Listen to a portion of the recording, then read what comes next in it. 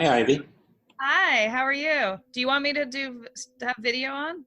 Yeah, well, I'm not going to use it, but I'm just, there she is. Good to see you. Hi, nice to see you too. How are you? How you been? I'm okay. Yeah. Yeah, it's a loaded question. Exactly. It's a little rough. I have, 15-year-old and 11-year-old, and I'm most worried about them. Right. Yeah, I have a 16-year-old Yeah. who, he's in Los Angeles with his mother now, but he was here till about, I don't know, 3 or 4 weeks ago. Oh, wow. Yeah, which I kind of preferred, but right now I'm actually getting ready to move, so I don't know. You have a lot going on. I have a lot going on. Also, it's just best. Oh, I see. It's just best that he's not here for that, I'm actually at my dad's house right now because I'm in Cold Spring. He lives in Cold Spring near me, right around the corner. Oh, okay. In the Hudson Valley, and but it's much quieter here, and he has central air conditioning. Yeah. Unlike me. Magic words. I'm moving to the Hudson Valley, so. Oh, where to? Well, I'm moving to Tivoli. Oh, lovely. Yeah. But I was I was hoping Socrates, but I'm perfectly happy in this place, and I'm very familiar with it. I was mentioning to Miranda that, I don't know if you recall our personal connection or mine with your dad and your uncle, but they attended. What? Say again? They attended a summer camp in the Hudson Valley when they were kids. Yes. The Meeropol sent them there in Wallkill, New York, called Camp Thoreau. Yes, of course. Yeah.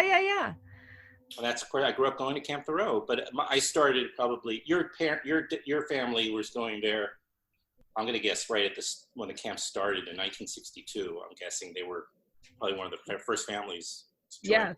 Yeah. By the time I was 8 years old, it was like 10 years later. So. Right. That's actually, I don't know if I ever told you this, but that's actually where my parents met. Oh, I did not know that. Yeah. Yeah. My father was the music counselor. My mother was the tennis counselor. Was a tennis counselor? My mom was. She barely could play. She could barely play, but she was the tennis counselor. Is there a tennis court? I don't even remember a tennis court. Oh, my dad's over here telling me, he just said the funny part was there was no tennis court, but she was the tennis counselor. I never knew. Ask your dad just to say quick hi. Yeah. Dad, want to say quick hi to Adam? Yeah, he's right here. How do you do, Adam? It's so nice to see you. Yeah, I was an original counselor, 1962, 63, 64. Wow. Yeah, we have a little bit of a weekly. I can contact you apart from this to let you know. But every week now we have a weekly on Sunday afternoons Camp Thoreau Zoom thing. Wow. And there are people that are popping on from the first generation. Uh-huh. Oh, you'd love that. Who was your director? Oh, it was Carl, and then Carl Rodman, and then Greg Finger. I don't know if you knew Greg. He may have come out. I know who he is. You what? I know who Greg is. Oh, okay. Well, he died, and he died about 10 years ago. Yeah, I knew Carl, of course. He hired me. Carl and Ann. Yeah. And then, so I was there from 1972. I started as a camper, though, in 1972, and then was there till 1977. Mm-hmm. Because one of my favorite campers took over from Greg, Paul Milkman. Oh, is that right? I've met him a couple of times over the years, Paul, and we had a little bit of like a music night in Park Slope. Yeah. 4 or 5 years ago. That's how I've reconnected with him. He's a neighbor of a very good friend who lives in Park Slope. Oh. We started corresponding for the first time in over 30 years. Okay, I'd love to get his email at least. I'd like to. Ivy will give you my email and I'll send you his. All right. But, thank you. Okay. Really nice to see you. Pleasure. Star of Ivy Meeropol's film. Yes, that's right. Bully Coward. Yeah, that's right. But he's not the bully coward. He's the opposite. That's right. He's the opposite. I know. He's the beautiful guy. I will send you an email with my dad's info, and you guys can connect on that. Did your dad? Did you bring this up that you were going to make a documentary about Roy Cohn? How did you approach that conversation? It's sounds to me potentially, it's certainly complicated, but it sounds potentially painful to dredge all that up. And this is the guy that, in part at least, I would say in great part, is responsible for your grandparents being murdered by the government. Yeah, I think, well, as you know, I had already made Heir to an Execution, which was kind of, the first, I haven't seen it. I got it. Oh, you have to see it. I apologize. That's okay. But I know that it says it in parentheses after Ivy Meeropol, Heir to an Execution. Right. Well, it's streaming on HBO, so if you get a chance, you can see it that night. Right, I have no excuse then. I apologize. But I guess making Heir to an Execution, we already ripped off that Band-Aid, right? Okay. I mean, in terms of me asking my dad how he would feel about me delving into our family history. And I will say back then, he was unsure. He, in part because he just didn't want my life to become, so focused on that. My uncle had to kind of live with that so directly. And I think that he maybe hoped that it wouldn't have to be a big part of my life. But of course, this is our legacy, and I couldn't ignore it. And it kept kind of pressing on me, the story. So I felt compelled to make Heir to an Execution. Now, all these years later, I did not relish going back into my family history. And so even though I was really intrigued by Roy Cohn throughout my, young adult years, and I kept thinking, why doesn't somebody make a film about Roy Cohn? It's he's just a fascinating figure. I didn't really want to for that very reason. Well, you went from pulling the Band-Aid off the first time to now pulling off a scab. Yes, exactly. You know what I'm saying? Yeah. And so, and I kind of, I'd moved on. I have a lot of stories that I want to tell, and I don't, particularly, want to be pigeonholed as someone who continues to tell their family story and all that business that comes with, deciding what to do. And so but that said, nobody did step up and make a feature film about Roy Cohn. And then Donald Trump was elected. And I have to say, after Trump was elected, I had that similar feeling of feeling compelled that I had to do this story now. I had to use my family story to help audiences understand how we got here. Mm-hmm. And so, but I found a way, I think, to expand on what we did in Heir to an Execution. I kind of, I'm able to, of course I had to do a quick primer about, what happened in the case and who we are and, what happened to my grandparents. But then everything else that we do, it really picks up where my father and my uncle was trying to reopen the case, and how Cohn starts to trail them in the press and is the one who is telling, is the voice of the government defending the executions. Yeah, that's the unfortunate part of his position. The infamy is having also just the sort of the advantage on with the spotlight. And so you kind of get more of an advantage on the narrative, Well, it's also a way for an audience to really connect with something that happened so long ago and that seems so unreal, right? I mean, so this is, that's why we have Cohn at the end of the film, in the audio saying, Lois Romano says, what do you say to people who say you've ruined people's lives? And he's like, name one. I mean, and this is, on his, he's at death's door and he's still saying that. And what we're doing in the film is showing, hey, well, here's a very specific example of a family that was absolutely impacted by him and his actions, and that he went on to do more damage to other people. But it's a way, it's important. I mean, making a film, you want people to connect emotionally to a story, and that's what we're able to do. We're talking about the new documentary, Bully Coward. I know I was going to screw this up. Victim, Roy Cohn. It's funny because that's the word that others stumble on too, because it's uncomfortable to call him a victim. Right, and who exemplifies that mind frame of considering themselves a victim more than Trump? Anyway, your documentary is going to be premiering on the 19th of June on HBO, right? Actually, I'm pretty sure they've moved it to June 18th. Oh. I don't know if Miranda told you that. Okay. Well, I will certainly in the language when I post this and everything else, I'll have the right date. But, yeah, well, they just told us yesterday that because Juneteenth, you know, that how Trump has decided to give a speech in Tulsa on Juneteenth, which is just an outrageous, disgusting display. We just, you know, a lot of media companies are deciding, you know, they want to have programming to address that. So we didn't want to get lost in that. And also, you know, June 19th is also the anniversary of my grandparents' execution. Oh, yeah. So that we, you know, it's quite a loaded day. It is a loaded day. So we just, I think the decision has been made that we're going to show it premiere on the 18th and it'll be streaming by the 19th. Okay, very good. Well, that's perfect then. And then I just wanted the decision to go to Ossining, that trip. How did that sort of come about? I mean, it's not too far from you. No, exactly. Well, yeah. I mean, it's crazy. You know, when I moved to the Hudson Valley and started taking the train and out of the city, and you go right by Sing Sing, it's jarring and can be pretty upsetting sometimes. And my father too had that realization when he moved to the Hudson Valley. When my parents moved, same thing. Mm-hmm. Going right by there started to make him think more about the fact that he'd never been back there since his parents had been killed. So what happened was, you know, my dad, a couple years before I started making the Cohn film, had started saying, you know, I'm getting older and I think maybe I do want to visit Sing Sing once before I die.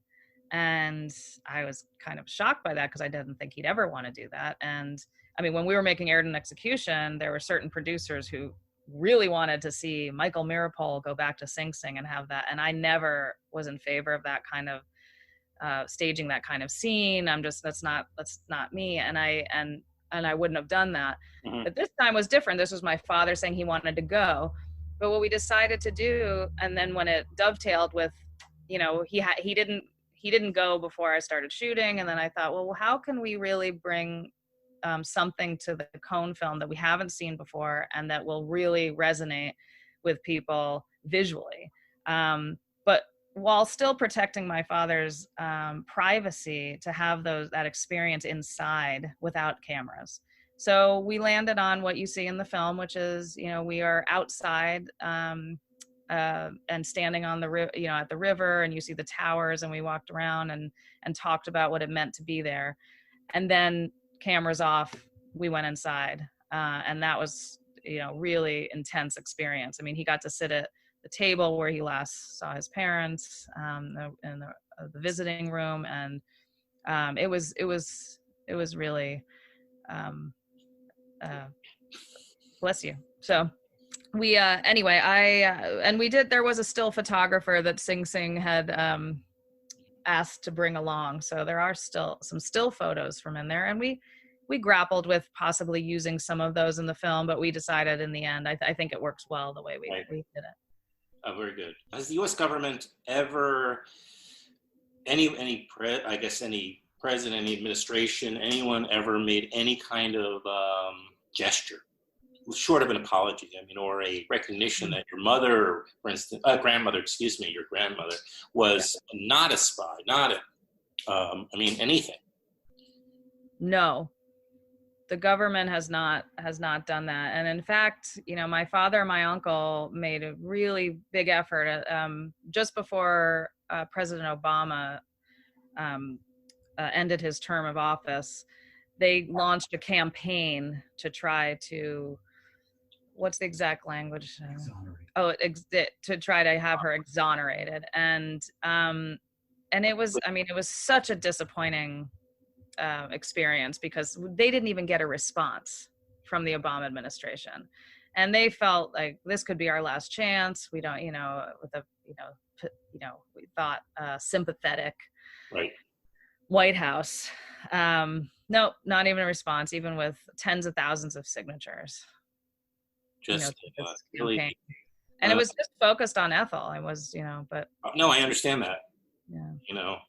But this seems like a journey that's still, it makes me feel like, your family's still on a journey. There's no closure to it until I think that has to happen. I think it does. Yeah, I wonder, it's interesting. That's a good question because, I don't know if my dad and my uncle want to continue to try to get that kind of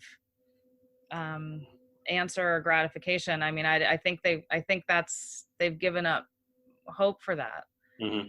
which is sad. And I think what we focus on now is doing things like this, like putting, using the family story to enlighten and educate audiences about what happened and help understand how we got here. I mean, I've been saying, I think we wouldn't be talking about the Rosenbergs so much right now or Roy Cohn if it wasn't for Donald Trump. So, it's like we have to keep talking about it because it's so relevant today. Was the you have a number of I avoid using the term talking heads. It's reductive. And I know. I've used it as sort of, just inside language, shortcut language. I've been slapped on the wrist by. I don't use that term very much, but you have a number of folks in the film that are, have a connection to the Roy Cohn story, and one such person is Alan Dershowitz, quite a controversial figure. Certainly emerged as more controversial over the last 3+ years. What went into that, and how when did you stop?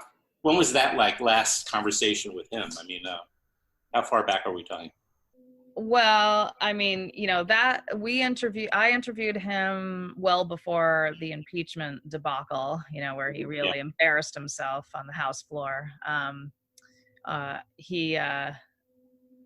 I already, Can you embarrass yourself anymore? I don't even know. What? Can you even, it seems like there's no more embarrassment anymore. That's true. You perform and, behave any way you want it now. Right. No apology, no sort of, anyway. No, I know. Well, it was important to me to have Alan Dershowitz in that role in the film because, there's any number of, lefty attorneys, who will say, they were innocent of the crime they were accused of, and that Ethel certainly was completely innocent, and what an injustice this was, and that Cohn behaved abominably and broke the law. But to hear it from Alan Dershowitz gives it a whole nother kind of weight. I felt, it can't be dismissed as like, oh, it's all like the friends of the Rosenbergs talking, right? Because Alan Dershowitz was certainly not a friend of ours. So that was meaningful, and I was grateful to him for giving me so much time and giving such a strong interview. I don't know what he thinks of the film. I've tried to, ask him. I've emailed him a couple of times. He just ignores me now. I just speaks for itself. I don't know. Yeah, I guess so. Maybe he wasn't a fan of it. He got angry at me. I don't know if you want to hear this kind of thing, but I do. behind the scenes gossip. I did a piece, New York Magazine interviewed me. Carl Swanson did a Q&A with me when we were at the New York Film Festival. This is where this film premiered. And I said something along the lines I was just saying, that it was important to have Dershowitz do this. And I said, I called him a right winger in this Q&A. Mm-hmm. As soon as that story hit the stands or the internet or whatever, I get a call from Alan. Really? Alan Dershowitz here, and he is mad. He's pissed at me, and he says, I saw you called me a right winger. I demand that you take that down. You retract that. And he starts listing all his bona fides. I supported Hillary Clinton. I believe in women's rights and gay rights and rights of Black people and blah blah blah, and universal health care. And he's going on and on about all this. I'm like, I don't need your resume, but his point was that it was reductive of me to call him a right winger. And I understand that. I mean, I was trying, but I said to him, I said, I'm sorry, Alan, but your very public support of Donald Trump led me to believe that you're a right winger. So, it was. That didn't talk him off the ledge, I don't think. No, definitely not. No. He does, like you said, he does. It's unapologetic. But then there's no follow up, right? It's just a bomb. Well, I did tell New York Magazine, they put something online that just, had like a mild response, where I said, well, just what I told you. I said, I referred to Alan Dershowitz as a right winger because of his support for Donald Trump.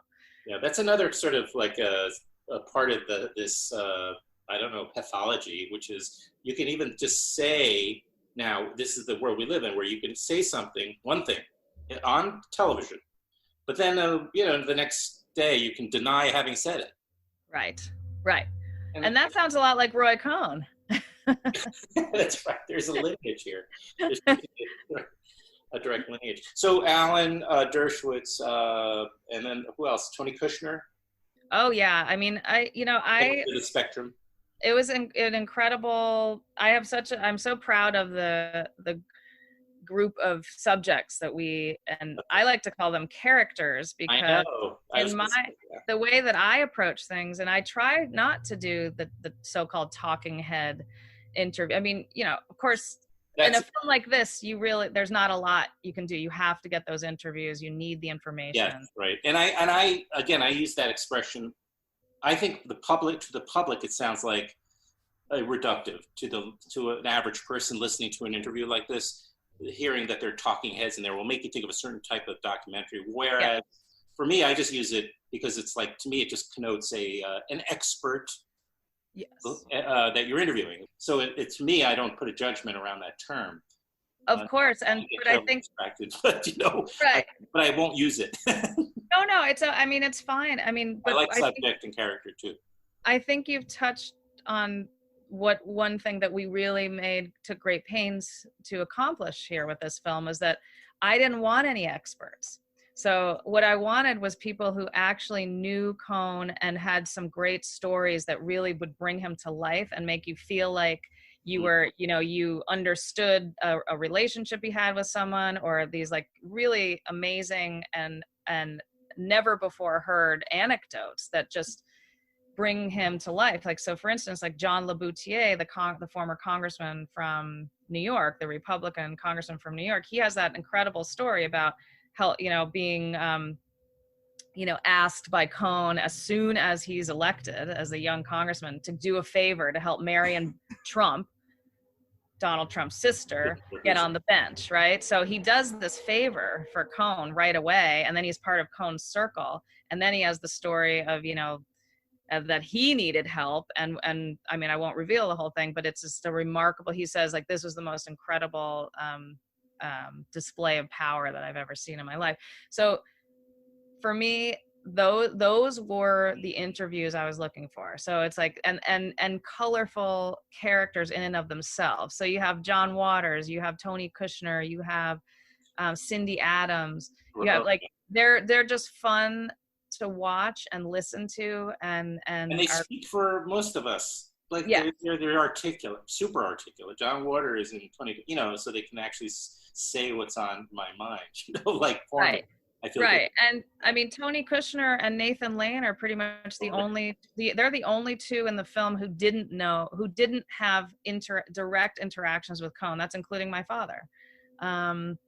So, that's where I'm really proud of that. And that's what I look for in trying to, especially making a historical documentary.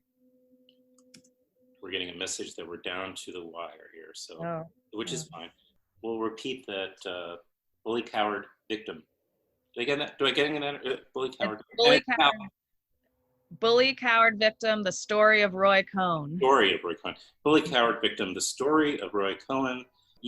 Typically I'm so, like, I have my notes, I typically so on top of things, but I was so excited to talk to you. I just jumped into things because I figure, wait a minute, I have a connection with you. We spoke around your last documentary, Indian Point. Is that also in the Hudson Valley? Is that is that still available for people to see too? If they when they see the point. I wish I could say it was. I mean, we don't have a streaming deal. Anybody out there want well, maybe Indian Point? But I mean, you can get it on iTunes, or you can buy it DVD. Well, also, once you have the enormous success with the Roy Cohn documentary, they'll want anything available to stream for you. I hope you're right, Adam. I hope you're right. Putting it out there, Indian Point is also an incredible story. Well, I want to thank you, and I'm so glad we were able to do this again. And maybe if you can, I don't know, do you have my email? I don't know. Maybe or before we get disconnected here, maybe put your email. I may have it. I think I have your email, and I can always get it from Judith. From Synetic or Synetic, they have it. Just because then I can also invite you guys into that Thoreau thing, or just. Yeah, I think my dad would like that. Yeah, and people knowing that he's going to potentially come at some point would definitely get some of the other folks to come on. Oh, right. They're from the '60s year, so. Yeah. Maybe. Well, good luck with the premiere and everything else, and it's great. Thank you, Adam, and good luck with your move. And thank you. See you sometime. I hope so. I know. Yeah. All right. Okay, Ivy. All right. Take care. You too.